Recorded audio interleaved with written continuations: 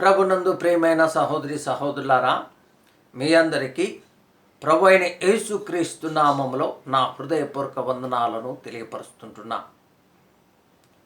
మన యొక్క ధ్యానాంశం హెబ్రీలకు రాసిన పత్రిక 4వ అధ్యాయం 16వ వచనం.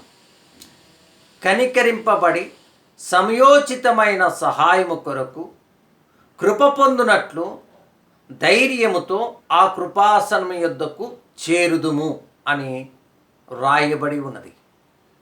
ఏమని రాయబడి ఉన్నది అంటే, కనికరింపబడి సమయోచితమైన సహాయము కొరకు కృప పొందునట్లు ధైర్యముతో కృపాసనమునొద్దకు చేరుదుము అని రాయబడి ఉన్నది. మనమందరము కృపాసనము యొద్దకు ధైర్యముతో చేరాలి. ఎందుకు చేరాలో అక్కడ ఆ భక్తుడు వివరిస్తున్నాడు. మనం ఇందాక చదువుకున్నాం. ఆ ధైర్యముతో ఆ కృపాసనం యొద్దకు చేరిన వారు కనికరింపబడతారు, కృప పొందుతారు, సమయోచితమైన సహాయము పొందుతారు. కనుకనే ధైర్యముతో ఆ కృపాసనం యొద్దకు మనము చేరాలి. ఆ గ్రంథకర్త యొక్క ఉద్దేశమే. అయితే మనము ధైర్యముతో ఆ కృపాసనం యొద్దకు చేరాలంటే ఆ కృపాసనం అంటే ఏందో మనం తెలుసుకోవాలి. కృపాసనము అనగా దయగలిగిన సింహాసనమని, ప్రేమ కలిగిన సింహాసనమని, కనికరము కలిగిన సింహాసనమని మనకు అనేక పేర్లు ఉన్నాయి. ఇంకా అనేక పేర్లు ఉన్నాయి. వాటిని మనం తెలుసుకోవచ్చు. సరే, మంచిది. అయితే ఆ కృపాసనము మీద ఒక్కరు ఆసీనుడై ఉన్నాడు. ఆ ఆసీనుడైన వాడు మన ప్రభు అయిన యేసుక్రీస్తు ప్రభువే. ఇక్కడున్న కృపాసన మీద యేసుక్రీస్తు ప్రభు ఆసీనుడైన వాడుగా కనబడుతున్నాడు. ఇంకొక చోట మానవులకు దేవునికి మధ్యవర్తిగా కనిపిస్తున్నాడు. ఇంకొక చోట తండ్రి కుడిపార్శ్వమున కూర్చున్నవాడుగా కనిపిస్తున్నాడు. ఇంకొక చోట విశ్వాసమునకు కర్తయు దానిని కొనసాగించువాడుగా మనకు కనిపిస్తున్నాడు. ఇంకొక చోట దేవుని దగ్గర ప్రధాన శిల్పకారుని వలె ఉన్నాడు. ఇన్ని విధాలుగా యేసుక్రీస్తు ప్రభు మనకు కనిపిస్తున్నాడు. అన్ని విధాలుగా ఆయన కనిపించడానికి మన క్షేమం కోరే, మన మేలు కోరే, మన మీద ఉన్న ప్రేమను బట్టే అన్ని రకాలుగా ఆయన కనిపిస్తున్నాడు. అయితే వాటన్నిటి గురించి మనం తెలుసుకోలేము. కానీ ఈ కృపాసన మీద ఆసీనుడైన వాని గురించి మనం తెలుసుకోబోతున్నాం. సరే, ఈ హెబ్రీ గ్రంథకర్త యొక్క ఉద్దేశము ధైర్యముతో కృపాసనముని యొద్దకు మనం చేరాలి అని. ఆ కృపాసనము మీద ఆసీనుడైన వాడు మన ప్రభు అయిన యేసుక్రీస్తే అని మనం తెలుసుకున్నాం. మంచిది. అయితే ఆ కృపాసనము దగ్గరికి మనం పోవాలంటే ధైర్యముతో వెళ్ళాలి. ఆ ధైర్యముతో మనము వెళ్ళాలి అంటే ఆ కృపాసన మీద ఆసీనుడైన వాడు ఎటువంటి వాడో, ఎటువంటి లక్షణాలు కలిగిన వాడో, ఎటువంటి స్వభావం కలిగిన వాడో మనకు సంపూర్ణంగా అర్థం కావాలి. అప్పుడు మాత్రమే ధైర్యంగా ఆ కృపాసనం యొద్దకు చేరగలుగుతాం. ఆయన సంపూర్ణంగా ఆయన స్వభావ లక్షణాలు, ఆయన స్వభావము, ఆయన శక్తి, ఆయన బలం మనకు అర్థం కాకపోతే ధైర్యంగా ఆ కృపాసనం యొద్దకు చేరలేం. కాబట్టి ఆయన స్వభావ లక్షణాలు మనం తెలుసుకొని ధైర్యముతో ఆ కృపాసనం యొద్దకు చేరాలి. ఇప్పుడు ఆ కృపాసనం మీద ఆసీనుడైన వాడు ఎటువంటి లక్షణాలు కలిగిన వాడు, ఎటువంటి స్వభావం కలిగిన వాడో మనం చూద్దాం. చూడండి, ఆ కృపాసన మీద ఆసీనుడైన వాడు ఎటువంటి వాడంటే మొదటి కొరింథీయులకు రాసిన పత్రిక 1వ అధ్యాయం 9వ వచనములో ఆయన నమ్మదగినవాడు. ఆయన ఎటువంటి వాడు? నమ్మదగినవాడు. భూమి ఆకాశమును గతించును గాని నా మాట గతింపదు అన్నాడు. అంత నమ్మదగిన వాడు ఆయనే. ఒక శతాధిపతి యేసుక్రీస్తు ప్రభు దగ్గరకు వచ్చి, నా దాసుడు అనారోగ్యముతో బాధపడుతున్నాడు, నువ్వు మాట మాత్రం ఇచ్చి అతన్ని స్వస్థపరచమని వేడుకున్నాడు. అంటే ఆ శతాధిపతి ఏమని గ్రహించిందంటే, ఇతడు మాట మాత్రం సెలవిస్తే స్వస్థత కలుగుతుంది. నమ్మదగిన వాడు యేసుక్రీస్తు ప్రభు కాబట్టి ఆ శతాధిపతి అడుగుతున్నాడు. అందుకే ఆ శతాబ్ది గురించి మాట్లాడుతూ ప్రభువు చెప్తున్నాడు, ఇంతటి గొప్ప విశ్వాసిని నేను చూడలేదంటున్నాడు. అంటే యేసుక్రీస్తు ప్రభు గొప్పగా నమ్మదగినవాడు. విలాపన గ్రంథం 3:3 అంటున్నాడు, నీవు ఎంతైనా నమ్మదగినవాడు. ఎంతైనా నమ్మదగిన ఆయన స్వభావం నమ్మదగినది. ఆ కృపాసన మీద ఆసీనుడైన వాడు నమ్మదగినవాడు. ఆయన నమ్మదగినవాడు, నమ్మదగిన స్వభావం కలిగిన వాడు ఆ కృపాసన మీద ఆసీనుడై ఉన్నాడు.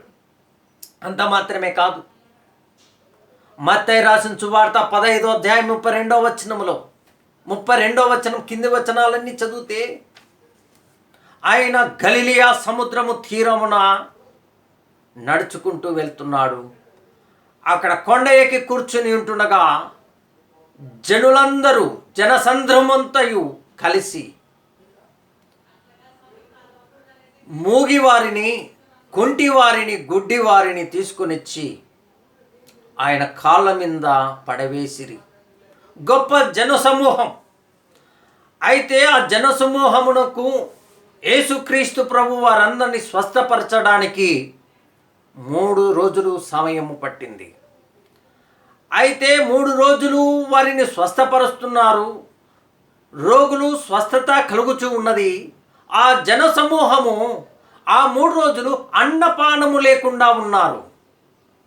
ఇంకా వారికి స్వస్థత కలిగింది. వారు తిరిగి వారి స్వస్థలాలకు చేరవలసిన వారై ఉన్నారు. వారి గమ్యమునకు చేరవలసిన వారై ఉన్నారు. అయితే యేసుక్రీస్తు ప్రభు వారు మార్గమధ్యములో పోతుంటుండగా సొమ్మసిల్లి పడెదరు. ఎందుకు? వారు ఆకలితో ఉన్నారు. అన్నపానమును పుచ్చుకోలేదని వారి ఆకలిని గ్రహించిన వాడు. ఈడ ఒక విశేషత ఉంది. ఏంటంటే ఆ 3 రోజులు వారు ఆకలితో ఉన్నారు. మన ప్రభువైన యేసుక్రీస్తు కూడా అన్నపానమును పుచ్చుకోలే. కానీ మన యేసుక్రీస్తు ప్రభు కూడా ఆకలితో లేడా? ఉన్నవాడే. అక్కడ మానవుడుగానే ఉన్నాడు కదా ఆయన. కాబట్టి ఆయన ఆకలిని ఆయన చూడక ఆ స్వస్థత కొరకు వచ్చిన వారి యొక్క ఆకలిని ఆయన చూస్తున్నాడు. ఎంత కనికరము కలిగిన వాడు. ఆలోచించారా? ఆ కృపాసన మీద ఆసీనుడైన వాడి యొక్క స్వభావము ఎటువంటిది అంటే,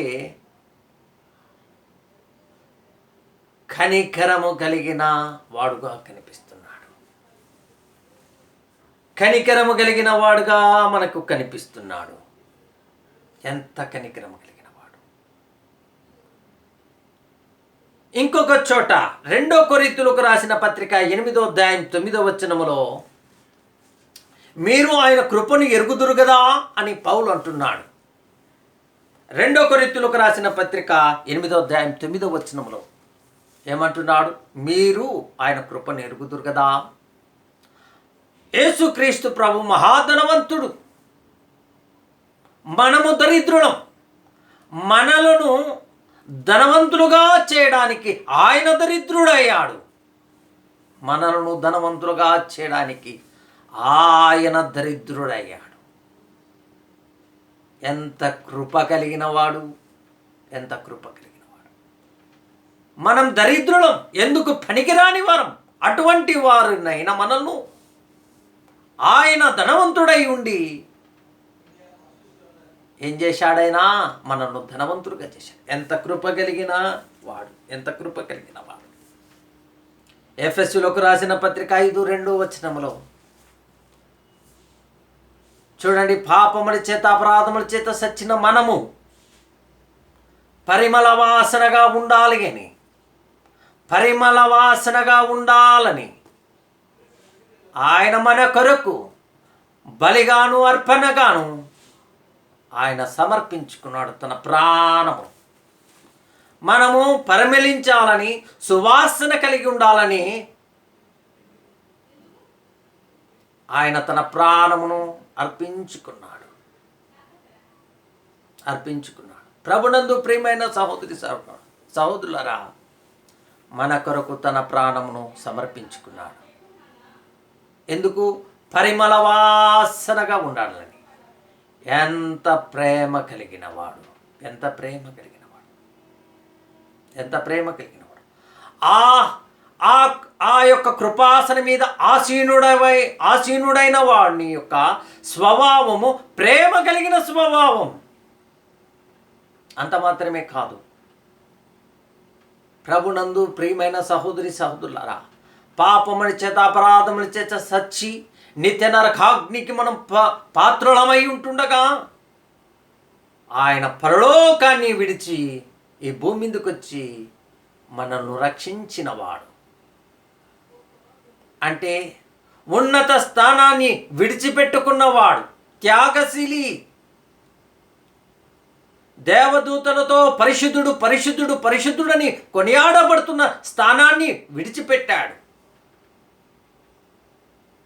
ఎవరు సమీపింపరాని తేజస్సులో అమరత్వము కలిగిన వాడై తను మాత్రమే వసించుచున్న స్థానాన్ని విడిచిపెట్టి దరిద్రులమైన మన కోసం ఈ లోకానికి శరీరధారిగా అవతరించాడు.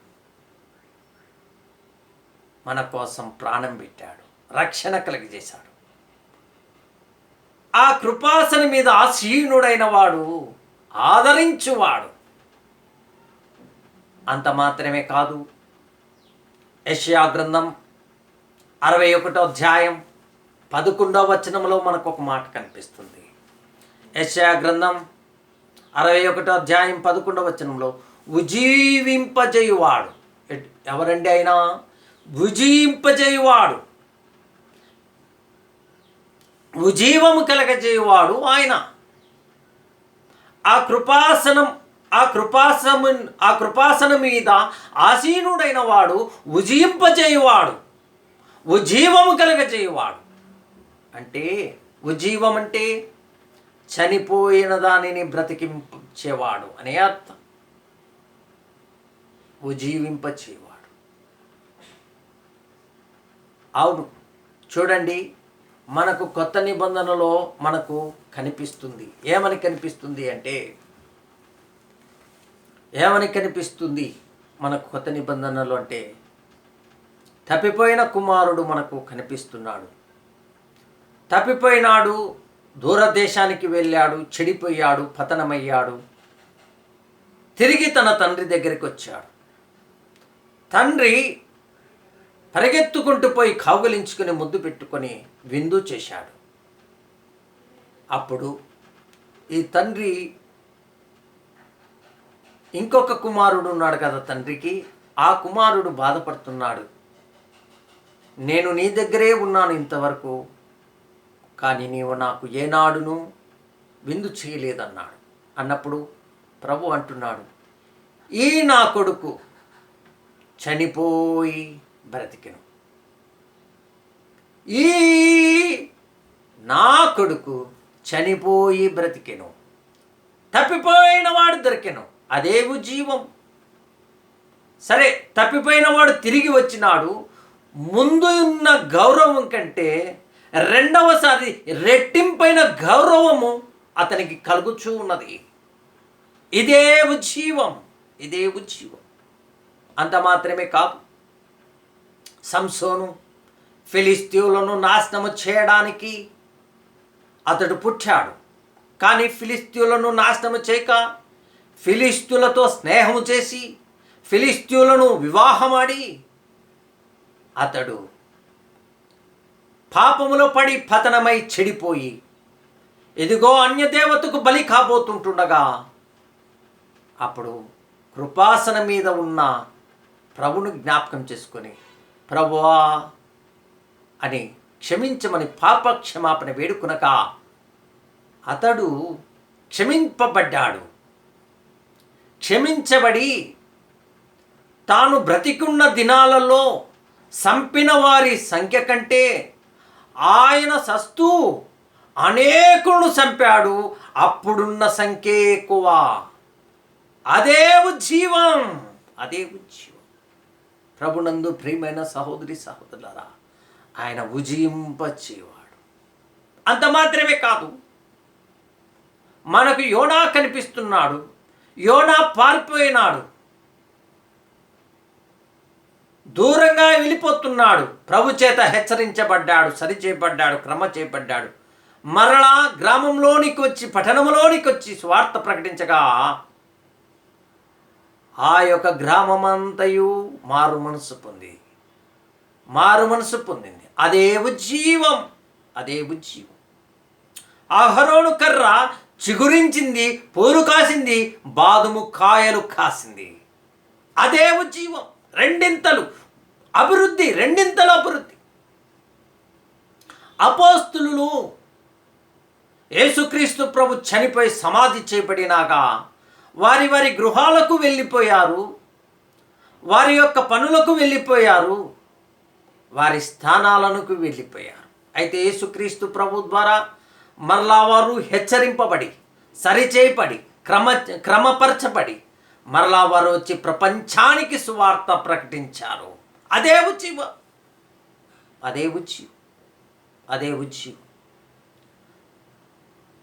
పడిపోయిన పేతురు మరలా పశ్చాత్తాపము పడి మారు మనసు పొంది సువార్త ప్రకటించగా ఒక్క దినమందే 3,000 మంది రక్షించబడిరి.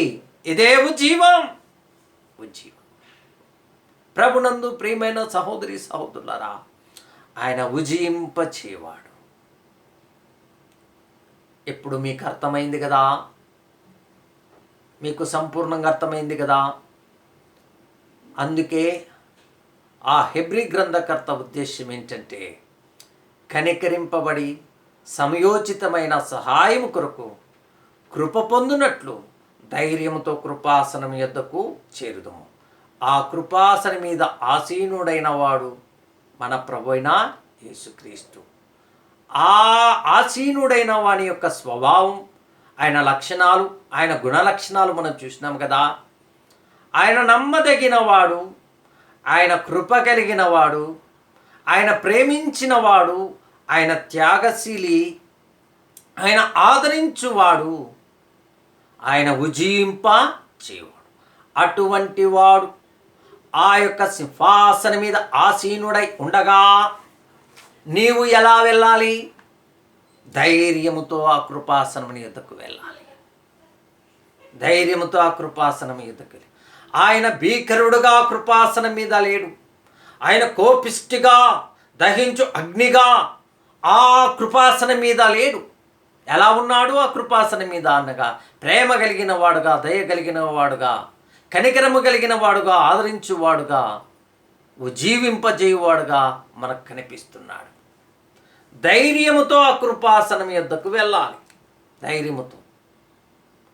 యేసుక్రీస్తు ప్రభు కూడా ఈ లోకంలో ఉన్నప్పుడు, మీరు ప్రార్థన చేసి ఉన్నప్పుడు మీరు అడిగినవన్నీ పొంది ఉన్నారని నమ్ముడి అంటున్నాడు.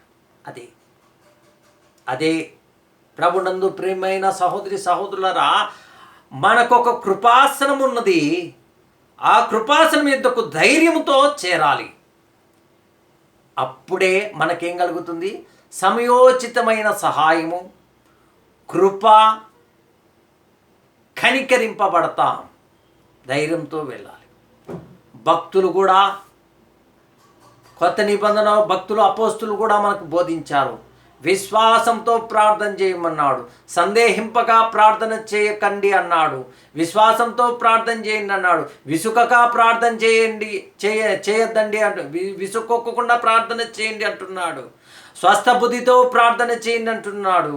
మెలకువతో ప్రార్థన చేయమంటున్నాడు. కారణం, ఈ కృపాసనం ఎదుట మనం ధైర్యంగా వెళ్ళాలి. అంటే ధైర్యంగా వెళ్ళుట అంటే ఏంటి అర్థం అంటే చెప్తాను చూడండి.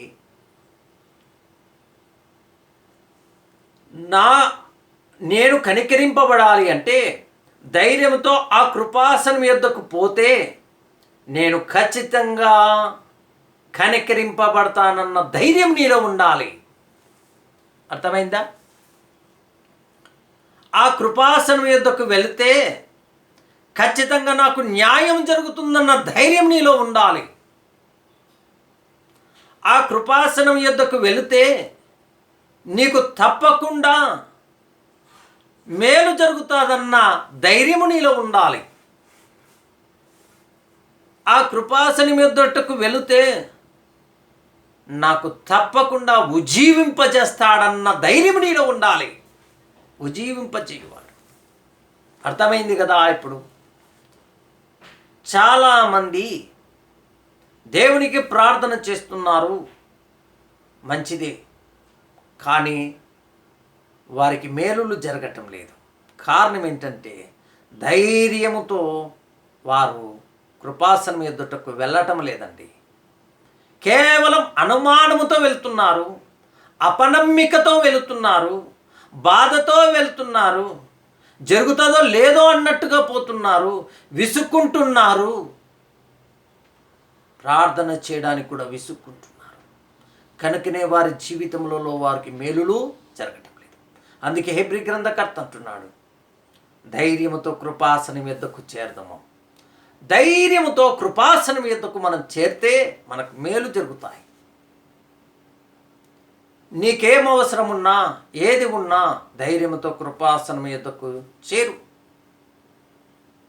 నీలో ఉండాల్సింది ఒకటే అండి, ఏంటంటే నేను ధైర్యముతో కృపాసనం యొద్దకు చేరాలి అన్న దృఢ సంకల్పం నీలో ఉండాలి.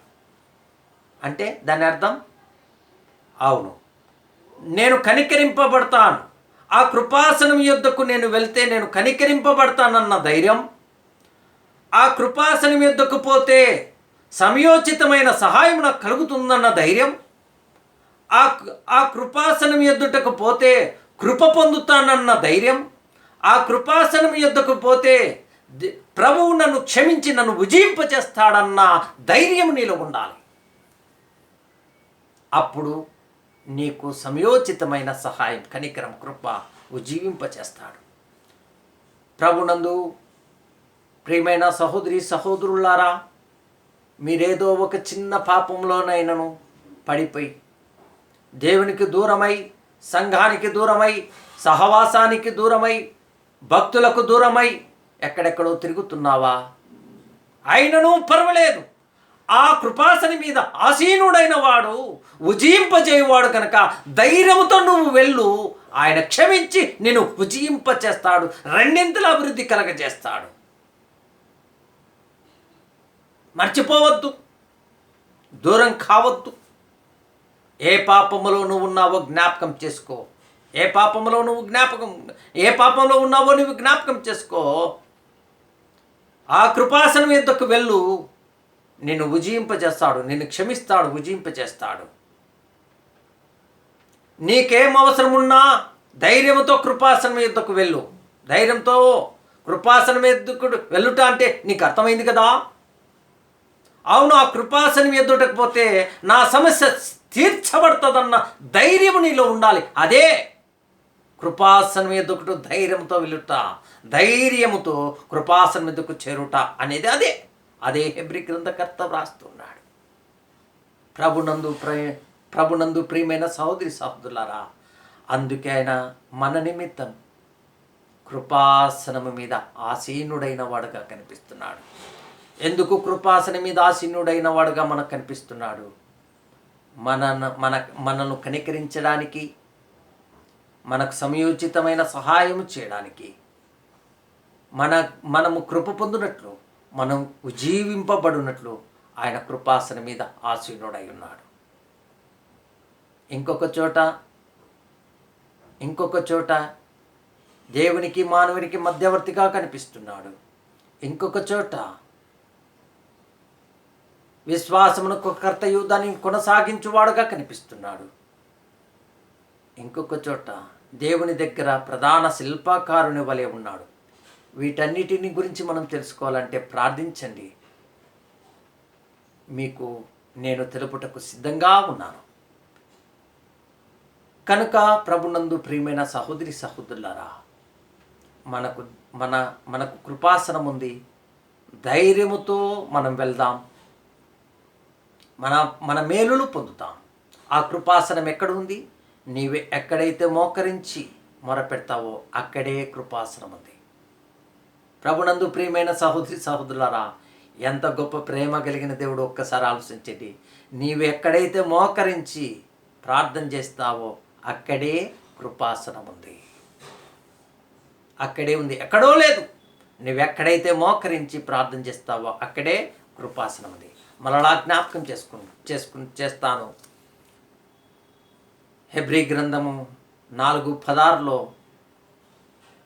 ఆ హెబ్రీ గ్రంథకర్త ఉద్దేశం ఏంటంటే, కనికరింపబడి సంయోచితమైన సహాయము కృప పొందినట్లు ధైర్యంతో కృపాసనం ఎద్దకు చేద్దాం.